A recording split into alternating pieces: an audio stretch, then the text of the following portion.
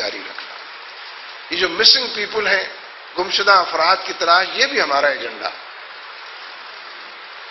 Human rights کی تنظیمیں تو نہ معلوم کہاں سوئی ہوئی.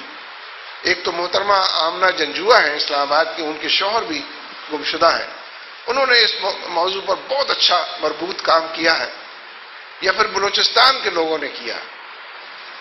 بلوچستان کے لوگوں نے جو فہرست گمشدہ لوگوں کی جاری کی ہے، اس میں 250 کے قریب خواتین بھی ہیں. ذرا تصور کیجئے کہ ان بیٹوں کو نیند آ سکتی ہے جن کی مائیں غائب ہو گئی، ان شوہروں کو نیند آ سکتی ہے جن کی بیویاں غائب ہو گئی، ان بھائیوں کو نیند آ سکتی ہے، وہ کوئی اچھا چین کا لقمہ اپنے منہ میں ڈال سکتے ہیں جن کی بہنیں غائب ہو. خواتین غائب ہیں 250 کی تعداد، اور پورے ملک کے اندر یہی منظر. اور سب کو ڈالروں کے عوض گوانتانامو بے بھیج دیا گیا. سب کو ایک کھانا پوری کے نتیجے میں کہ ہم اتنے دہشت گرد تمہارے حوالے کر رہے ہیں. امریکہ کی مرضی اور منشا کے مطابق اور اس کی فرمائش کو پورا کیا. ایک بڑا اندھوناک منظرنامہ. یعنی یقینی بات ہے، مجھ سے اور آپ سے پوچھا جانا ہے کہ تم لوگ کہاں تھے اس وقت جب یہ کام ہو رہا.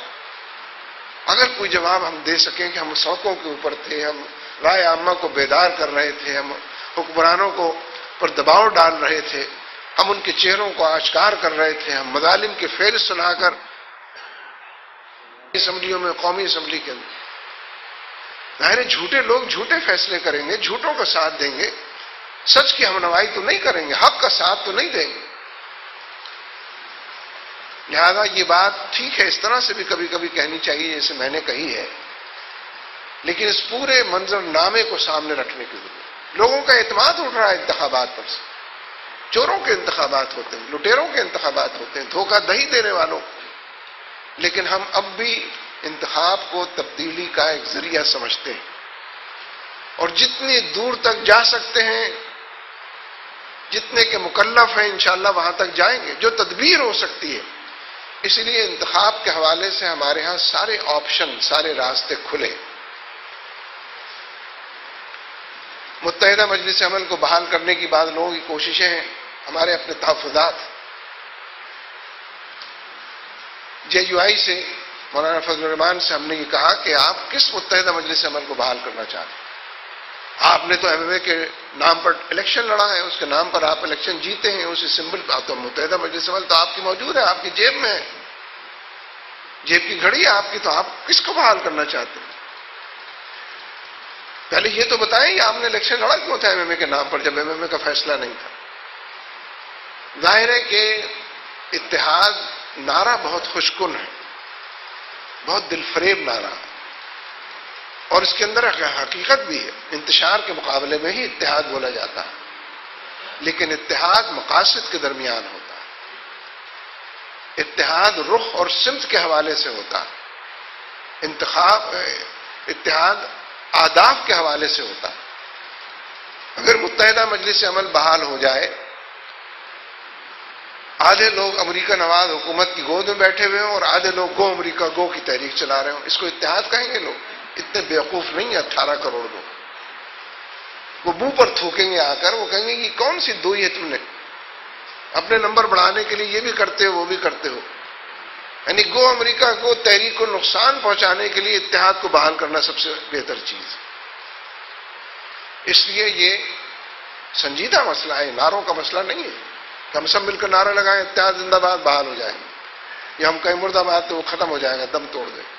یہ ایک سنجیدہ مسئلہ ہے. یہ اتحاد کیسے ٹوٹا تھا، کس نے توڑا تھا، کون سے فیصلے تھے جن پر عمل درآمد نہیں ہوا تھا، آئندہ کے لیے کیا پیش بندی ہے، کیا یقین دہانی ہے. ہم جب چاہیں اتحاد قائم کر لیں، جب چاہیں، لوگوں کی امیدیں بن جاتی ہیں، لوگ بڑے مایوس ہوتے ہیں، پھر لوگ بڑی توقعات سے آگے بڑھنے لگتے ہیں، لوگ پیچھے ہٹتے ہوئے کتراتے ہیں جب ان کو پتہ چلے کچھ بھی سامنے ان کے نہیں. لیکن یہ آپشن بھی ہمارے سامنے ہے، ایڈجسٹمنٹ کے آپشن بھی ہمارے سامنے ہیں. بلکہ اس الیکٹورل پالیٹک، انتخابی سیاست کے حوالے سے ایک بات کم از کم پنجاب کے لوگوں کو ضرور اس کو سوچنا اور سمجھنا چاہیے. لیکن میں ایک اور بات آپ سے کہنا چاہتا ہوں. جو لٹریچر آپ نے پڑھا ہے مولانا سید مولانا مودودی رحمہ اللہ کا،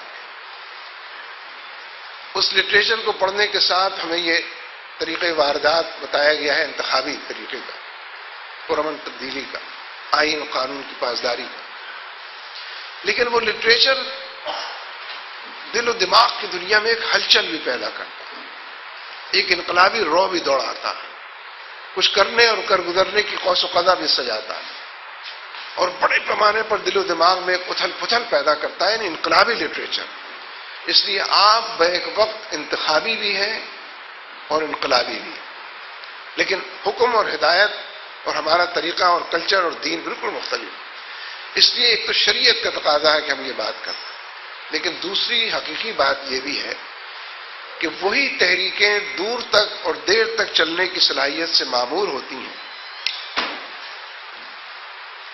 جو پرامن ہوتی ہیں۔ سسٹینیبل موومنٹس جو ہے، جاویدہ تحریکیں مسلسل بڑھتی رہنے جو پرامن تحریکیں ہوتی ہیں۔